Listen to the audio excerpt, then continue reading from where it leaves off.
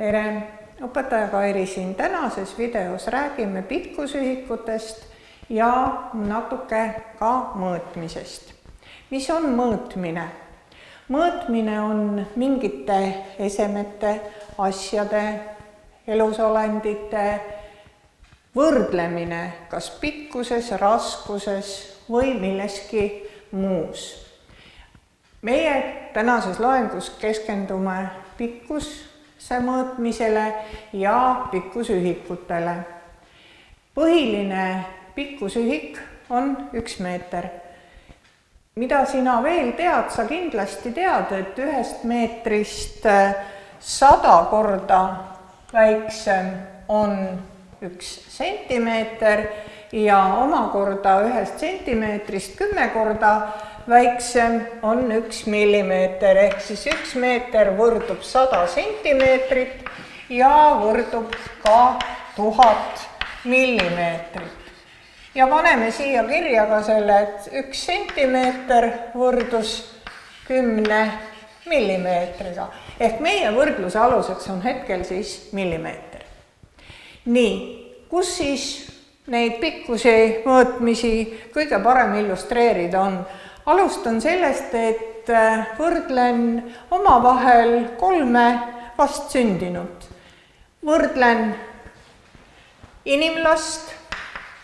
Inimlapse sünnipikkus normaalseks loetakse kuskil ligikaudu 48 sentimeetri pikkusena. Järgmisena räägin koolibrist, kes on siis teadaolev maailma väiksem lind, kelle täiskasvanuna pikkus on 6 sentimeetrit, aga teada on, et koolibri muna on 6 millimeetrit pikk. Ja nüüd toon siia kõrvale maailma suurima elusolendi vastsündinud lapse, vaalapoja ja vaalapoja sünnipikkus on kuskil ligikaudu 6 meetrit, vahel ka 8 meetrit.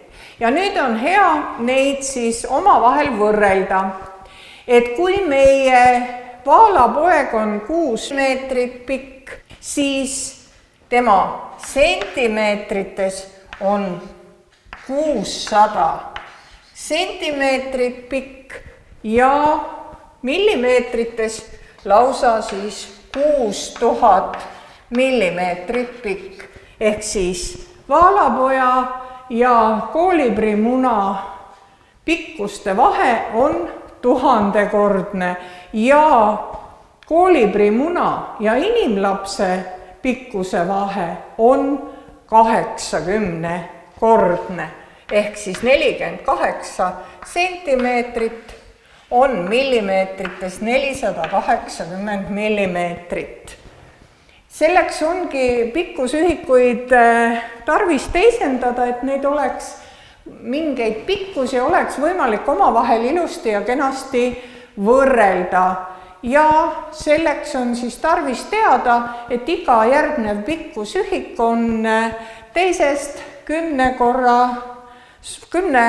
korda suurem. Loen siin kiiresti ette siis ka veel, et kui alustame millimeetritest, siis millimeetreid sentimeetris on 10, detsimeetris on omakorda 10 sentimeetrit, siis meetris on 10 detsimeetrit, dekameetris on 10 meetrit, hektomeetris on 100 meetrit ja kilomeetris on 1000 meetrit.